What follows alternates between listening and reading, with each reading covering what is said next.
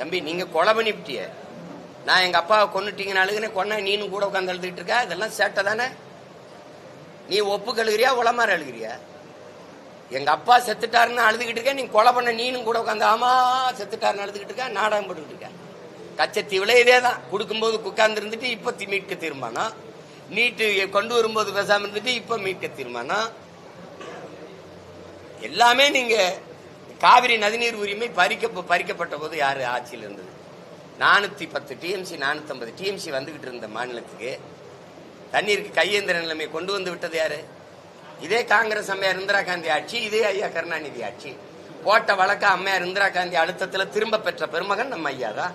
ஏன்னா ஆட்சியை கலைச்சி விட்டுருவாங்க 350 பயன்படுத்தின்னு பயந்துகிட்டு நீங்க திரும்ப பெற்றீங்க. அது பிரச்சனை ஆயிடுச்சு. இப்ப ஒவ்வொரு பருவத்துக்கும் நாங்க 150 கூட 50 கூட டிஎம்சி கையேந்து வஞ்சது இருக்குது. 950 மில்லிமீட்டர் 3000-4000 டிஎம்சி எனக்கு தண்ணி பெய்யுது. 4000 டிஎம்சி 1100 டிஎம்சி தான் பயன்பாட்டில் இருக்கு. மீதி எல்லாம் கடல்ல கிடக்கு.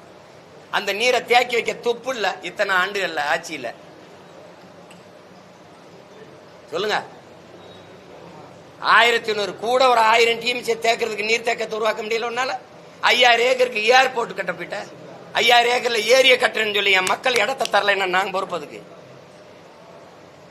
எது முக்கியம்னு தெரியல, எது வளர்ச்சின்னு தெரியல. வயிறு நிறைய பசியை வச்சுக்கிட்டு நாட்டில் கோடிக்கணக்கான மக்களை வளர்ச்சி ஊத்தி பேசுற உனக்கு வெக்கமா இல்ல? ஏன்னா உனக்கு பசியாறிடுச்சு. இந்த நாட்டில் உலகம் முழுமைக்கு இருக்கிற மக்களுக்கு ரெண்டே பிரச்சனை. சரிபாதி மக்களுக்கு வயிறை நிறைக்கணும், சரிபாதி மக்களுக்கு வயிறை குறைக்கணும். இதான பிரச்சனை. வயிறு தான் பிரச்சனையா இருக்கு.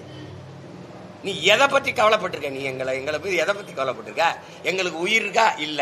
எங்களுக்கு உணர்வு இருக்கா? இல்ல. எங்களுக்கு உரிமை இருக்கா? இல்ல. எங்களுக்கு என்ன இருக்கு? ஒரு ஓட்டு இருக்கு. அதை பத்தி நீங்க கவலைப்படுவ? அது நீங்களும் ஒரு ஓட்டு, நானும் ஒரு ஓட்டு, நீங்களும் ஒரு ஓட்டு. அதையும் வாங்குறதுக்கு 500 ரூபா நோட்டை நீட்டு. இல்லதானே? உனக்கு எதை பத்தி கவலை இருந்திருக்குது?